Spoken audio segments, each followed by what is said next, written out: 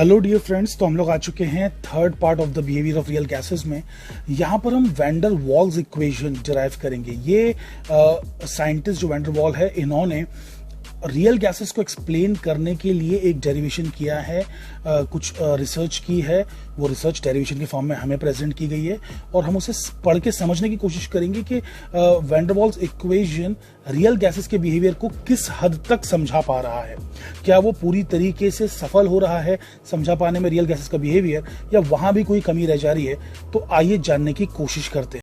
सो wander wall जो scientist हैं, इन्होंने क्या किया कि रियल गैस का बिहेवियर एक्सप्लेन करने के लिए, रियल गैसेस का बिहेवियर एक्सप्लेन करने के लिए एक इक्वेशन बनाने की कोशिश की, है ना। अब वो इक्वेशन क्या बनाई इन्होंने, वही हम इस लेक्चर में देख रहे हैं। वैसे और भी लोग थे जिन्होंने ट्राई किया, बट इनका जो प्रयास था, इनकी जो कोशिश थी, वो ज़्यादा सफल हुई, इसलिए इनको हम पढ़ रहे हैं। तो वैंडर वॉल्स जो इक्वेशन है, बेसिकली वैंडर वॉल्स इक्वेशन, इसको डिराइव करने की हम कोशिश करते हैं। वैसे आइडियल गैस इक्वेशन हमारी क्या थी, ये तो आपको याद ही होगा। आइडियल गैस इक्वेशन जो हमारी थी वो थी P V equals to N R T. P V equals to N R T.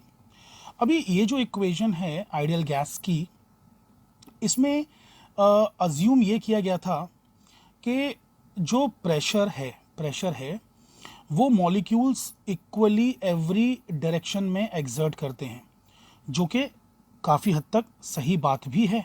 बिल्कुल सही है कि मॉलिक्यूल्स जो है हर डायरेक्शन में इक्वल प्रेशर एक्सर्ट करते हैं। लेकिन ये बात जो है वॉल्स की तरफ के जो मॉलिक्यूल हैं उन पे पूरी तरीके से लागू नहीं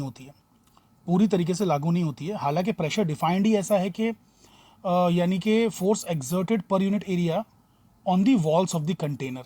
तो फोर्स जो एक्सर्ट किया per unit area on the walls of the container, उसी को हम प्रेशर कहते हैं, है ना। लेकिन प्रेशर तो अंदर भी होता है ना। गैस में थ्रू आउट प्रेशर रहता है। प्रेशर सिर्फ वॉल्स की तरफ नहीं है। लेकिन यहाँ पे जो मैं इंपॉर्टेंट बात आपको हाईलाइट करना चाहता हूँ वो ये है कि जो अंदर के मॉलिक्यूल्स होते हैं ना, अच्छा, हर मॉलिक्यूल रैंडम मोशन में है, ये बात तो आप सभी जानते हैं। हर मॉलिक्यूल चल रहा है, कोई भी रुका हुआ नहीं है। तो हर मॉलिक्यूल जो है यहाँ से वहाँ ट्रैवल कर रहा है। तो अंदर के जो मॉलिक्यूल्स हैं उसको इधर के मॉलिक्यूल्स भी पुल कर रहे हैं, इधर के मॉलिक्यूल्स भी पुल कर रहे हैं, इधर के मॉलिक्यूल्स भी पुल कर रहे हैं, इधर के मॉलिक्यूल्स भी पुल कर रहे हैं। तो हर डायरेक्शन के जो मॉलिक्यूल्स हैं वो पुल कर रहे हैं उसको।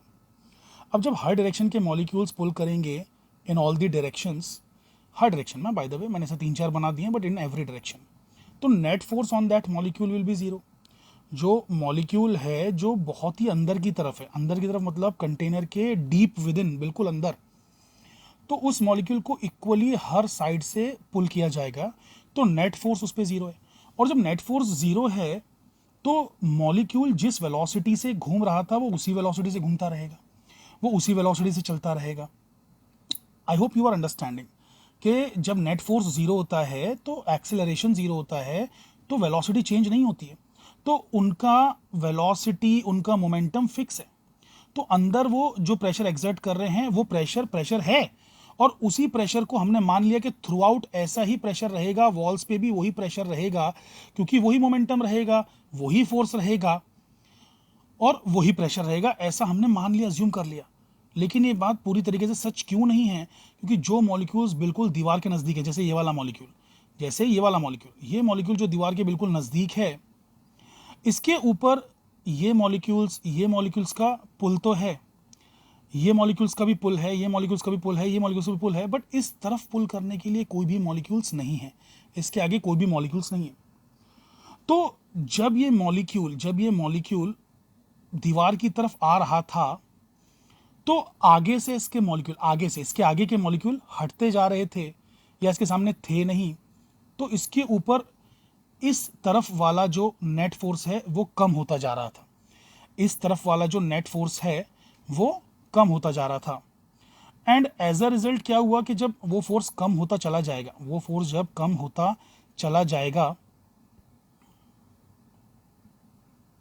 तो बेसिकली ये होगा कि वो फोर्स जब कम होता चला जाएगा तो यानी कि पीछे की तरफ जो फोर्स है वो डोमिनेट करेंगे, पीछे की तरफ के जो फोर्सेस हैं वो डोमिनेट करेंगे, और पीछे की तरफ के फोर्सेस डोमिनेट करेंगे मतलब पीछे नेट फोर्स रहेगा। देखिए ये फोर्स और ये फोर्स तो कैंसिल हो गया आपस में, है ना, और ये वाले फोर्सेस ये वाले फोर्सेस ये वाले फोर्सेस मिलके पीछे के डायरेक्शन में एक नेट फोर्स देंगे। तो जाहिर सी बात है इस बंदे की स्पीड घटेगी, स्पीड घटेगी तो मोमेंटम घटेगा। तो मोमेंटम जब कम घटेगा, मतलब मोमेंटम जब कम हो जाएगा, घट के कम हो जाएगा, तो जितने से ये टकराना चाहिए था, जिस वेलोसिटी से ये दीवार से टकराना चाहिए था, जो मोमेंटम दीवार को इंपार्ट करना चाहिए था वो नहीं कर पाएगा, तो कम मोमेंटम इंपार्ट करेगा, इसका मोमेंटम भी जो चेंज होगा वो कम चेंज होगा। तो rate of change of momentum जो है वही तो फोर्स होता है according to Newton second law. तो फोर्स ही कम हो जाएगा, जब फोर्स कम हो गया तो फोर्स पर यूनिट एरिया भी कम हो जाएगा, यानी कि प्रेशर गिर जाएगा। तो आइडियल केस में हमने जो प्रेशर माना था ना वो एक्चुअल में थोड़ा ज़्यादा मान लिया था। रियलिटी में जो है ना प्रेशर थोड़ा कम है, रियलिटी में प्रेशर थोड़ा कम है, और हम जब मेजर करेंगे ना रियल गैसेस का प्रेशर तो एक्चुअल में आइडियल गैस के लिए जो इक्वेशन बनाई है उससे जो वैल्यू आएगी उससे कम आएगा रियल गैस का प्रेशर। मैं क्या कह रहा हूँ आपको समझ में आया? मैं ये कह रहा हूँ कि कंटेनर का जब हम प्रेशर एक्चुअल में मेजर करेंगे ना बाय यूजिंग सम मेथड, मान लीजिए यहाँ पे होल बना दिया, यहाँ पे कोई बैरोमीटर टाइप का लगा दिया या डायल लगा दिया, कुछ तो लगा दिया, मैनोमीटर लगा दिया, कुछ भी लगा दिया, तो बेसिकली हमने, वैसे बैरोमीटर नहीं लगता है, मैनोमीटर ही लगेगा इसके लिए, तो चलिए एनीवे वो सब छोड़ दीजिए इंस्ट्रूमेंट्स के बारे में। तो कहने का मतलब ये कि हमने अगर इसका प्रेशर मेजर किया तो इसका प्रेशर है ना एक्चुअल में कम आएगा than the pressure which was predicted by the kinetic theory of gases. सभी लोगों ने, चाहे वो सीबीएसई के बच्चे हों उन्होंने 11th में, चाहे वो स्टेट बोर्ड के बच्चे हों जिन्होंने 12th में kinetic theory of gases chapter पढ़ा हुआ है, तो उसके अंदर जब ये प्रेशर हमने डिराइव किया था, मैक्सवेल की डेरिवेशन की थी, मैक्सवेल द्वारा जो डेरिवेशन थी वो दी, जो मैक्सवेल ने जो दी थी डेरिवेशन, वो जब हमने की थी तो ये जो प्रेशर की वैल्यू आई थी उस प्रेशर से थोड़ा कम प्रेशर आएगा रियलिटी में। तो यानी कि इस इक्वेशन में मॉडिफिकेशन की ज़रूरत है। इस इक्वेशन में ये बहुत ही आइडियल लिया गया है, ये बहुत ही आइडियल लिया गया है। तो जो आइडियल प्रेशर लिए गए हैं, आइडियल प्रेशर लिए गए हैं दरअसल ये थोड़े से ज़्यादा हैं रियल प्रेशर से। तो real pressure plus something is required, plus something is required to give you ideal pressure. तो ये आइडियल प्रेशर जो है एक्चुअल में रियल प्रेशर प्लस समथिंग है। Are you understanding this point? अभी जो प्लस समथिंग है, प्लस समथिंग है, इसे चलिए मैं एक नाम दे देता हूँ, ऐसा खाली खाली ब्रैकेट बना के क्वेश्चन मार्क बना के अच्छा नहीं लग रहा है, तो मैं इसे क्या नाम दूं? तो चलिए मैं इसे कह देता हूं सम पी डैश। तो अब हमें ये पी डैश पता करना है कि भाई ये जो पार्ट घटा है आइडियल में से किस वजह से घटा है। मतलब रियल प्रेशर तो कम है ना, अरे भाई ये ज़्यादा, आइडियल प्रेशर ज़्यादा, रियल में प्रेशर कम, तो रियल प्रेशर जो घटा है वो इस मात्रा से घटा है ना, मतलब आइडियल प्रेशर में से ये माइनस हुआ तभी तो रियल प्रेशर आया ना। तो ये जो घटा है, ये जो बंदा घटा है, ये किस वजह से घटा है? तो घटा तो इन पीछे वाले मॉलिक्यूल्स की वजह से है, राइट? और जितने ज़्यादा ये मॉलिक्यूल्स होंगे उतना ज़्यादा पीछे पुल करेंगे, जितने ज़्यादा ये मॉलिक्यूल्स होंगे उतना ज़्यादा पीछे पुल करेंगे। तो यानी कि मॉलिक्यूल्स की जो नंबर डेंसिटी है ना उस पर निर्भर करेगा ये जो प्रेशर का घटना है ये निर्भर करेगा किस पे? ये डिपेंड करेगा किस पे?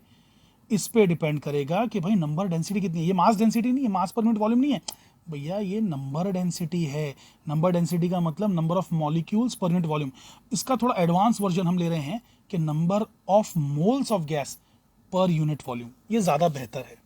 तो number of moles of gas per unit volume, क्योंकि नंबर ऑफ मोल्स से कैलकुलेशन आसान है, नंबर डायरेक्टली ले लेंगे तो नंबर तो बहुत ज़्यादा बड़ा होता है ना मॉलिक्यूल्स का। It is in 10⁻²⁴, 25, 26। तो इतना बड़ा नंबर हम कैलकुलेशन में नहीं ले रहे हैं, हम लोग ले रहे हैं number of moles of gas per unit volume. तो बेसिकली सुनिए और समझिए कि ये जो प्रेशर घटा है आइडियल गैस में से, आइडियल मतलब आइडियल गैस के प्रेशर जो हमने अज्यूम किया था उसमें से जो प्रेशर घटा है रियल गैस में हमें जो मिला है, तो ये प्रेशर घटने का कारण है कि ये जितने ज़्यादा मॉलिक्यूल्स होंगे उतना ही ये प्रेशर घटेगा, क्योंकि उतने ही ज़्यादा लोग पीछे से पुल करेंगे। और सिर्फ एक बार डिपेंड नहीं करेगा बल्कि इसके स्क्वायर पे डिपेंड करेगा, 2 बार डिपेंड करेगा डेंसिटी पे। अब आप बोलेंगे सर 2 बार क्यों डिपेंड करेगा? अरे भाई, जितने ज्यादा मॉलिक्यूल्स इसमें भरे होंगे उतने ही ज्यादा दीवार के नजदीक होंगे, और जब ज्यादा लोग दीवार के नजदीक होंगे तो उतना ही प्रेशर ज्यादा भी घटेगा ना, उतने ही ज्यादा पुल भी किए जाएंगे पीछे। तो अंदर के मॉलिक्यूल्स ज्यादा हैं, वो पुल कर रहे हैं पीछे की तरफ, तो उससे तो घट ही रहा है प्रेशर। लेकिन दीवार पर भी तो ज्यादा है ना, तो दीवार पर भी ज्यादा होने की वजह से ज्यादा लोग पीछे पुल हो रहे हैं, तो ज्यादा घट रहा है प्रेशर। तो प्रेशर जो है डेंसिटी पे 2 बार डिपेंड करता है, 2 बार। तो हम कह सकते हैं कि प्रेशर इज प्रोपोर्शनल टू, मतलब ये जो घटा हुआ प्रेशर है इज प्रोपोर्शनल टू डेंसिटी का square, but density is proportional to N by V का स्क्वायर, एन बाई वी का स्क्वायर।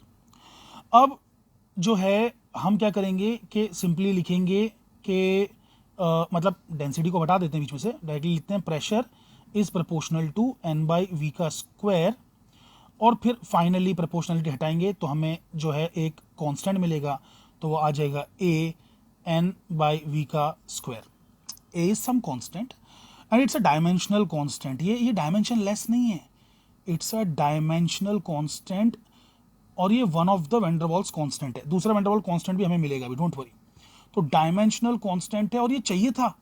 अरे भाई, ये नंबर ऑफ मोल्स है, ये वॉल्यूम है, तुम इन दोनों को डिवाइड करोगे, स्क्वायर निकालोगे तो थोड़ी ना प्रेशर का डायमेंशन आ जाएगा। अरे लेकिन लेफ्ट में प्रेशर है तो राइट में प्रेशर ही होना चाहिए ना, तो उसको बैलेंस करने के लिए कुछ तो कांस्टेंट चाहिए ना, तो डायमेंशनल कांस्टेंट है, इसका डायमेंशन है।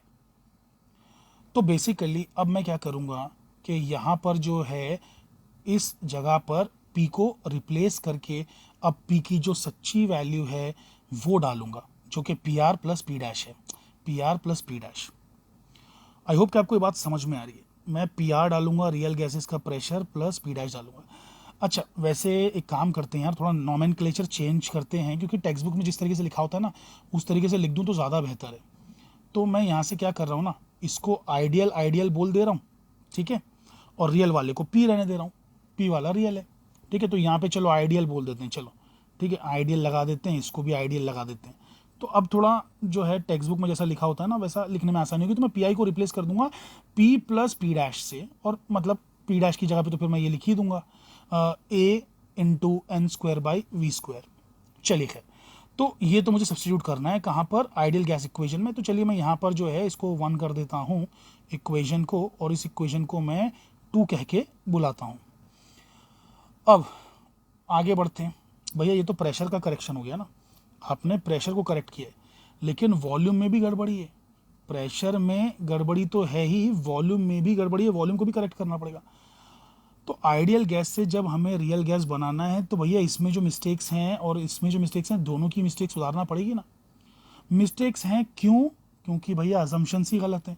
काइनेटिक थ्योरी ऑफ गैसेस में आपने मान लिया था कि ऐसे कोई फोर्सेज ही मौजूद नहीं हैं।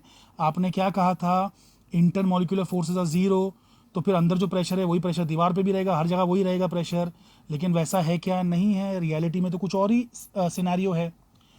तो KTG kinetic theory of gases जो चैप्टर है वहाँ पे हमने कुछ अजम्पशंस किए हैं, तो वो अजम्पशंस गलत हैं रियल गैसेस के मामले में, इसीलिए इसको जो प्रेशर जो गलत लिखा गया है वो सही करना था, तो हमने सही कर दिया।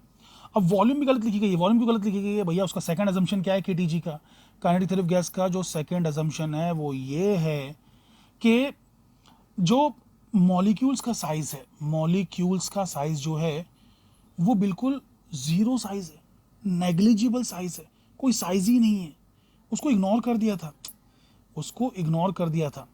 वैसे आइडियल वॉल्यूम क्या होती है? Ideal volume is the available volume for motion. Ideal volume क्या होती है? आइडियल वॉल्यूम एक अवेलेबल वॉल्यूम है फॉर द मोशन, यानी कि मोशन के लिए जो अवेलेबल वॉल्यूम है, मोशन के लिए जो अवेलेबल वॉल्यूम है वो वॉल्यूम आइडियल वॉल्यूम होती है, आइडियल वॉल्यूम होती है। तो हमने आइडियल वॉल्यूम जो है, बेसिकली आइडियल वॉल्यूम हमने जस्ट ऐसे ही ले ली कि कुछ तो है आइडियल वॉल्यूम, हमने उसका एग्जैक्ट कैलकुलेशन नहीं किया है कि आइडियल वॉल्यूम क्या है, कितनी है, उसका एग्जैक्ट कैलकुलेशन नहीं किया है कि आइडियल वॉल्यूम कितनी है, और हमने जस्ट मान लिया कि हाँ भाई जो भी खाली जगह अंदर पड़ी है दैट इज़ आइडियल वॉल्यूम, और ये जो बंदे हैं इनकी मिलजुल के वॉल्यूम ही क्या होगी, बहुत कम होगी। मतलब देखिए मैं यहाँ पे ना कंटेनर और एक बनाता हूँ तो आपको शायद आइडिया मिले। मतलब क्या सोचा गया, एक अजम्पशन में क्या लिया गया कि भाई ये जो कंटेनर है हमारा, इस कंटेनर के अंदर ये जो मॉलिक्यूल्स हैं अगर उन्हें सब कुछ ले जाके एक तरफ जैसे कि है ना कोने में घसीट के छोड़ दिया जाए, सारे मॉलिक्यूल्स को इतनी सी जगह में अगर समेट दिया जाए, मतलब सारे मॉलिक्यूल्स इतनी सी जगह में आ जाएंगे। तो मतलब ये जो वॉल्यूम है आइडियल वॉल्यूम है। आइडियल वॉल्यूम मतलब वो मॉलिक्यूल, वो वॉल्यूम जो हर बंदे के पास अवेलेबल है घूमने फिरने के लिए, हर बंदे के पास अवेलेबल है घूमने फिरने के लिए। और क्योंकि ये वॉल्यूम लगभग वॉल्यूम ऑफ कंटेनर ही है, so ideal volume is equals to volume of container, ऐसा अज्यूम कर लिया गया। जो यानी कि मतलब इनकी वॉल्यूम थी उसको घटाया नहीं गया इसमें से। अरे जबकि घटाना चाहिए था ना, वॉल्यूम ऑफ टोटल मॉलिक्यूल्स घटाना चाहिए, तभी तो आइडियल वॉल्यूम मिलेगी ना, क्योंकि यही तो वॉल्यूम अवेलेबल है ना घूमने के लिए। लेकिन उन्होंने क्या अज्यूम कर लिया, ये अजम्पशन ही तो किया है ना कि भाई क्योंकि ये मॉलिक्यूल्स की वॉल्यूम ऑलमोस्ट ज़ीरो है, ऑलमोस्ट ज़ीरो है, बहुत छोटी है, तो आइडियल वॉल्यूम और कंटेनर की वॉल्यूम सेम है, ऐसा अज्यूम कर लिया गया। लेकिन रियलिटी क्या है, ये नहीं है रियलिटी। रियलिटी ये है कि कंटेनर की वॉल्यूम में से आपको वॉल्यूम ऑफ मॉलिक्यूल्स माइनस करना पड़ेगा, तब जाके आपको आइडियल वॉल्यूम आएगी। तो आइडियल वॉल्यूम की जगह पे मैं डालने क्या वाला हूँ, V C minus V M. तो अब ये वी को हम डायरेक्टली सब्सटीट्यूट नहीं करेंगे, देखेंगे कि वी का फॉर्म क्या है। वॉल्यूम ऑफ कंटेनर तो बड़ा आसान है, अगर ये सपोज के क्यूब जैसा कंटेनर है, क्यूबिकल कंटेनर है, तो वॉल्यूम तो सिंपली एल क्यूब हो जाएगी, वी सी तो एल क्यूब हो जाएगी। लेकिन वॉल्यूम ऑफ मॉलिक्यूल्स क्या है, तो आइए उसे कैलकुलेट करते हैं। जो वॉल्यूम घूमने फिरने के लिए इनके पास एक्चुअल में अवेलेबल है, आइए हम उसे कैलकुलेट करते हैं। तो अब जो हम वॉल्यूम करेक्शन देख रहे हैं, इस वॉल्यूम करेक्शन का क्या सीन है। वॉल्यूम करेक्शन का कुछ सीन ऐसा है कि मतलब अब आप सोचिए कि जब दो मॉलिक्यूल्स एक दूसरे के नज़दीक आते हैं, अच्छा बाय द वे एक अकेले मॉलिक्यूल की वॉल्यूम कितनी है, सपोज कि एक मॉलिक्यूल है, इसका रेडियस है r, तो इसकी वॉल्यूम कितनी है, इसकी जो वॉल्यूम है small v, it is 4/3 pi small r cube. ये अकेले मॉलिक्यूल की वॉल्यूम है, ठीक है। हम लोग ने मॉलिक्यूल को जो है एक स्फीयर अज्यूम किया है, तो v is 4/3 pi r cube. तो n मॉलिक्यूल्स की कितनी होगी, आप बोलेंगे n टाइम्स दिस, वो तो ठीक है, लेकिन हम यहाँ पे मॉलिक्यूल्स की वॉल्यूम कैलकुलेट नहीं करने बैठे, हम लोग कैलकुलेट करने बैठे हैं कि कितनी वॉल्यूम अवेलेबल है for motion of each and every molecule.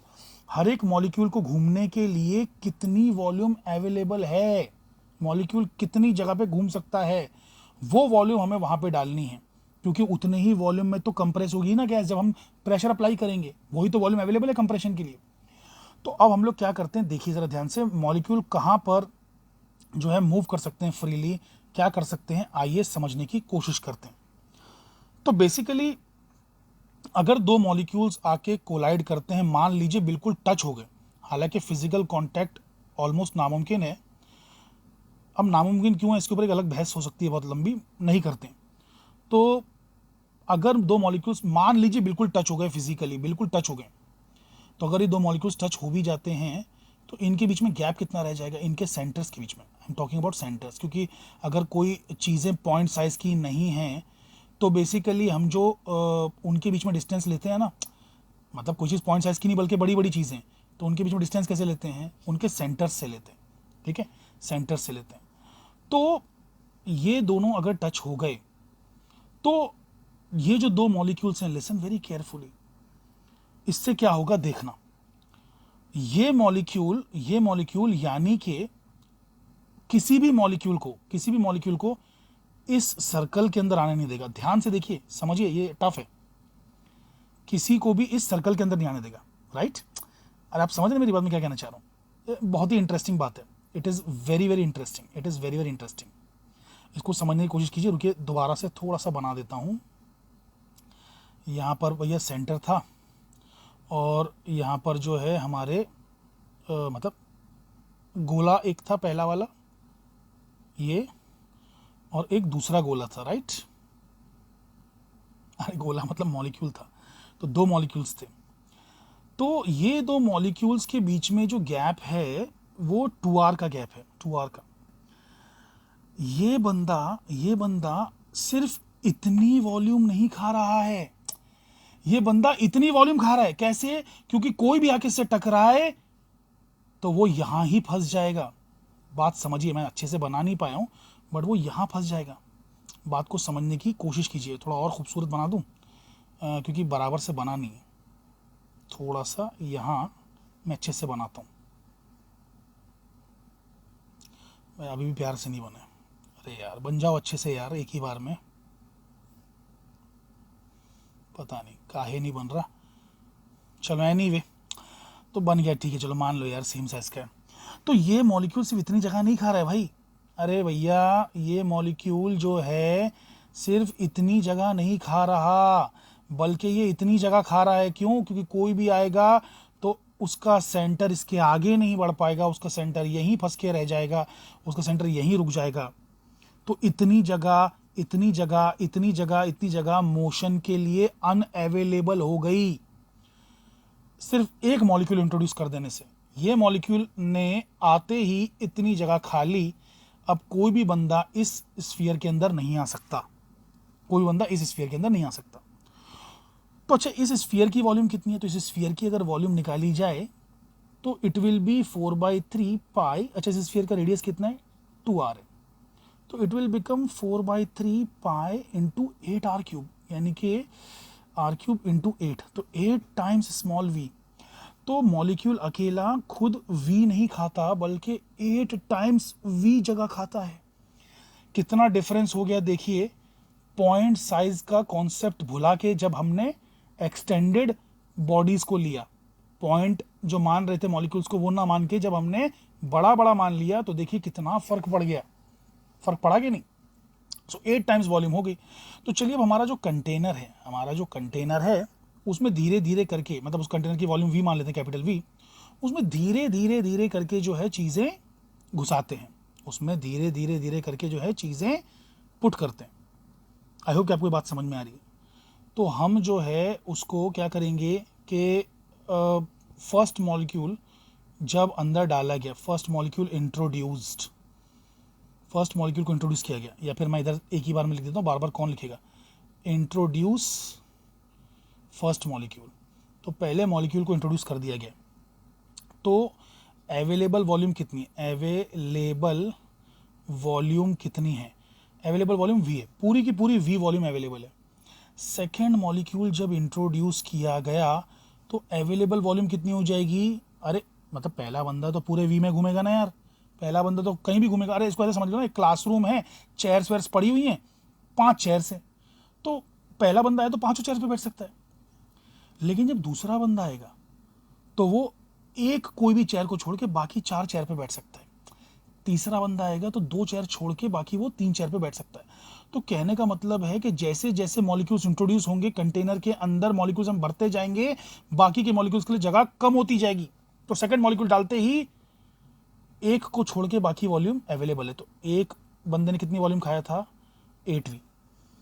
8v volume खाया था एक बंदे ने, तो वो वॉल्यूम माइनस कर दो कंटेनर की वॉल्यूम से, तो इतनी वॉल्यूम ही अब अवेलेबल है सेकंड मॉलिक्यूल के लिए। Available volume for the second molecule. Third molecule को जब इंट्रोड्यूस करोगे तो भैया पहले से ही 2 बैठे हुए हैं, तो 2 टाइम्स 8v, तो इतनी ही जगह बचेगी थर्ड मॉलिक्यूल के लिए। ऐसे करते जाओ करते जाओ करते जाओ, तो जब तुम आखिरी मॉलिक्यूल nth मॉलिक्यूल डालोगे, इसको कैपिटल N ले रहा हूँ, ठीक है, तो nth मॉलिक्यूल डालोगे तो वॉल्यूम कितनी बचेगी भैया? n-1 इंटू 8v, सिर्फ इतनी ही वॉल्यूम बचेगी। आप बोलोगे सर n-1 क्यों लिया, n क्यों नहीं लिया? अबे देखो, सेकेंड है तो यहाँ पे फर्स्ट है, थर्ड है तो यहाँ पे सेकेंड है, तो n रहेगा तो यहाँ पे n-1 रहेगा।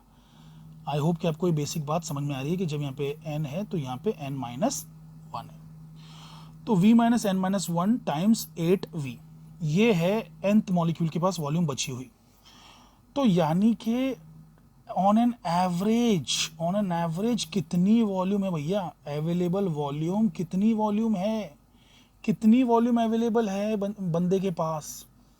कितनी अवेलेबल वॉल्यूम है वो इम्पॉर्टेंट है ना अब तो हमारे लिए। Are you understanding what I am trying to से?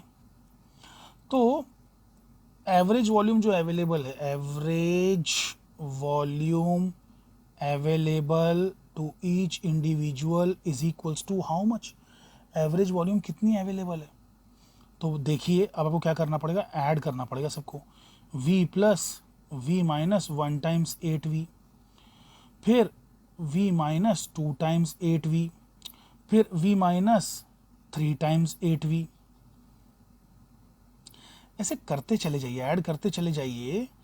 लास्ट में क्या ऐड करेंगे आप? लास्ट में आप ऐड करेंगे v minus n minus 1 times 8v, है ना? ऐसे ही तो ऐड करेंगे ना आप। Divided by n, divided by n। तो ये जो n है, बेसिकली ये जो n है, n क्यों लिया? क्योंकि भाई n मॉलिक्यूल्स है और हर एक मॉलिक्यूल के पास कितना अवेलेबल है हम वो पता कर रहे हैं, ठीक है? तो एवरेज ही तो निकाल रहे हैं ना, एवरेज ही तो निकाल रहे हैं। आई होप कि आपको ये सारी बातें समझ में आ रही हैं। तो ये क्या हो जाएगा, कितना हो जाएगा? अच्छा देखिए कितने टर्म्स हैं यहाँ पे, अगर आप ध्यान से देखें तो 1 2 3 ऐसा करते चले जाओ 4, तो आपके पास टोटल मिला के n टर्म्स हैं। टर्म्स n है, याद रखिए भाई, याद रखिए ध्यान से। अगर देखो सुनो, इसको तो एक अलग ले ही लो, तुम इसको देखो ना, ये 1 है, इधर v है, ये मतलब सेकंड में एक v है, थर्ड वाले में एक v है, तो n माइनस 1 में एक और मतलब n माइनस 1 जितना v हो गया ना टोटल मिला के। अरे कितने v हो गए? n माइनस 1 जितने v हो गए और एक और v मिला लो तो n v हो गए। n टर्म्स हैं यार, n टर्म्स। अब इसको भी समझाना पड़ेगा इतनी बेसिक चीज़ को। एक बार v यहाँ है, फिर जब यहाँ पे 2 लिखा हुआ है तो एक और v है, 3 लिखा तो एक और v है, तो कितने v हो गए? यहाँ तक ही 3 v हो गए। तो यहाँ तक पहुँचते पहुँचते, ये लास्ट वाले तक पहुँचते पहुँचते n माइनस 1 v हो जाएंगे यार, और फिर एक और v मिला दो ना तो n v हो जाएंगे। सो n times v plus plus. अब मैं क्या कर रहा हूँ समझ रहे हो? सबको निकालता जा रहा हूँ। अच्छा प्लस नहीं है भैया, माइनस आएगा, क्योंकि सब में माइनस कॉमन है, सब में माइनस कॉमन है। तो माइनस निकाल लेता हूँ, 8v सभी में कॉमन है तो 8v निकाल लेता हूँ, तो बचेगा 1 2, अब अंदर प्लस आ जाएगा, तो 1 प्लस 2 प्लस 3, क्योंकि माइनस तो कॉमन निकाल ही लिया ना, plus dot dot dot dot dot n minus 1 हो जाएगा, n minus 1 divide by n, obviously ये nv हो गया, ये 8v हो गया। अच्छा वैसे, अच्छा ऐसा अगर आप सीरीज़ लेते हैं, इस तरीके की सीरीज़ लेते हैं, तो इस सीरीज़ का जब आप एडिशन करेंगे ना, ये क्या है, अरिथमेटिक प्रोग्रेशन टाइप का है, तो जब इसका सीरीज़ को एडिशन करेंगे, इसका सम निकालेंगे ना, तो it comes out to be n into n minus 1/2। Am I correct? Yes I am correct. इसका जो एडिशन आएगा ना, it will be n into n minus 1/2। अच्छा ये होल चीज़ डिवाइडेड बाई n, ऑब्वियसली ये तो रहेगा रहेगा भैया, ये कहीं जा नहीं रहा है।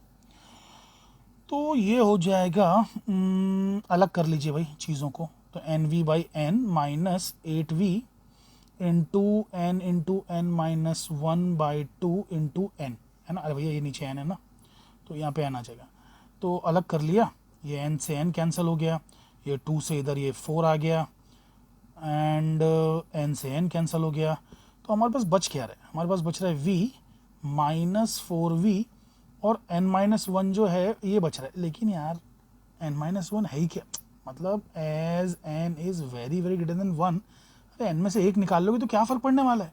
n कितना है? n is very very large, so n is very very greater than 1, so 1 can be ignored. Therefore average volume available, भैया कितनी वॉल्यूम बची है?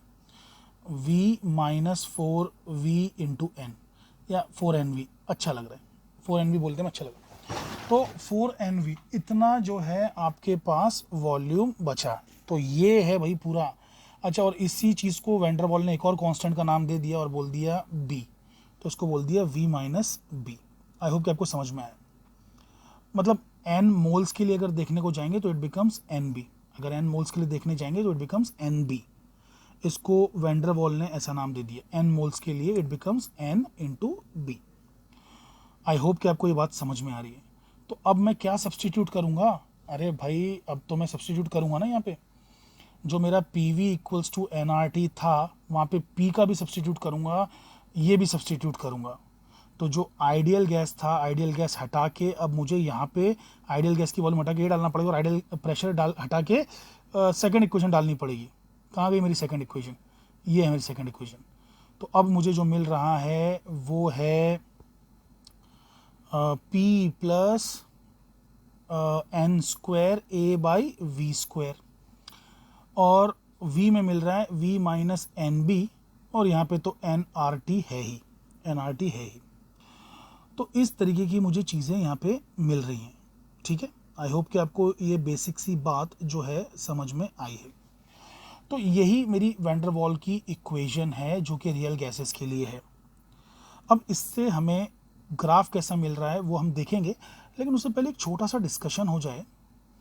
वो डिस्कशन ये था कि चलिए P को सब्स्टिट्यूट मैं इतना नहीं कर रहा हूँ अभी फ़िलहाल, मान लेते हैं, खाली मैं V को सब्स्टिट्यूट कर देता हूँ और वो भी 1 मोल के लिए। ठीक है, 1 मोल के लिए तो P into V minus B equals to R T बन जाएगा, है ना। यहाँ से n इक्वल्स टू 1 और यहाँ से n इक्वल्स टू 1 हो जाएगा। तो आपको याद है अभी पिछला जो वीडियो था उसमें हमने, मतलब पिछले का पिछला वीडियो, उसमें हमने कुछ इस तरीके से ग्राफ एक लिया था, PV वर्सेस P का ग्राफ। तो ग्राफ आइडियल गैस के लिए तो ऐसे चल रहा था, लेकिन जो रियल गैस थी उसके लिए ग्राफ है ना ऐसा बढ़ रहा था। आपने देखा होगा हाइड्रोजन या हीलियम के लिए, नहीं देखा है तो भैया पहला वीडियो में चले जाइए, पहले वीडियो में मैंने बताया है। तो ग्राफ इस तरीके से चल रहा था, उसके अंदर ऐसे बढ़ता जा रहा था। तो बढ़ता जा रहा है, ये क्यों हो रहा है? क्योंकि इस इक्वेशन को अगर आप खोलेंगे, ओपन करेंगे, तो it looks something like this. It looks like this, P V minus P B equals to R T, यानी कि P V equals to P B plus R T. इसको मैंने y पे प्लॉट किया है और इसको मैंने x पे प्लॉट किया है। तो ये तो मेरा स्लोप जैसा हो गया ना, मतलब लाइक दिस। और ये तो मेरा कांस्टेंट है, आइसोथर्मल ही तो रख रहे हैं ना, टेम्परेचर पे कांस्टेंट रख रहे हैं भैया। यहाँ पे प्रेशर वेरी कर रहे हैं ना, पीवी को प्रेशर के अगेंस्ट देख रहे हैं, तो टेम्परेचर कांस्टेंट रख रहे हैं, तो दिस इज कांस्टेंट, तो y equals to mx plus C. तो आप देख सकते हैं कि b is the slope, b is the slope. तो b जो स्लोप है वो स्लोप की वैल्यू कुछ मतलब जीरो वीरो नहीं है जो स्ट्रेट लाइन आएगा, आपको समझ रहे हैं ना आप, मतलब b कुछ तो है ना, b एक नॉन जीरो वैल्यू है ना। तो उस वजह से b स्लोप होने की वजह से, कुछ वैल्यू होने की वजह से हमें जो है इस तरीके का ग्राफ मिला था। अब आई होप कि आपको ये बात क्लियर हो गई कि किस तरीके से जो है मतलब ये ग्राफ हमें मिल रहा था। और ये ग्राफ एक और बात सजेस्ट कर रहा है, वो ये बात सजेस्ट कर रहा है कि आइडियल गैस के मुकाबले रियल गैसेस को कंप्रेस करना बेहद डिफ़िकल्ट है, बेहद डिफ़िकल्ट है। आप प्रेशर बढ़ाओगे तो ये पीवी जो है ना ये बढ़ जाएगा, बेसिकली पीवी की वैल्यू बढ़ जाएगी, समझ रहे हैं। जितना वॉल्यूम घटना चाहिए प्रोपोर्शनली उतना नहीं घटेगी। अरे भैया पीवी एक नंबर है, पी बढ़ाओगे और वी अगर नहीं घटा तो पीवी तो बढ़ेगा ना, वी अगर नहीं घटा मतलब यानी कि प्रेशर बहुत बढ़ाने पर भी वॉल्यूम प्रोपोर्शनली घट नहीं रहा है। तो मतलब it is very hard to compress the real gas. Okay, तो ये बात तो हमें यहाँ से डिस्कशन समझ में आ गई। वैसे ये है हमारी वैन डर वाल की इक्वेशन। तो दोस्तों अगले वीडियो में हम लोग जो है डिस्कशन करने वाले हैं कि भैया इससे जो भी ग्राफ आएगा, इसका जो ग्राफ होगा, इस इक्वेशन से ग्राफ बनाएंगे, वो ग्राफ कैसे कंपेयर करता है एंड्रू के ग्राफ से। एंड्रू ग्राफ सेकंड वाले वीडियो में देख लीजिए जाके। तो दोस्तों प्लीज़ सब्सक्राइब करना ना भूलें। Thank you very much.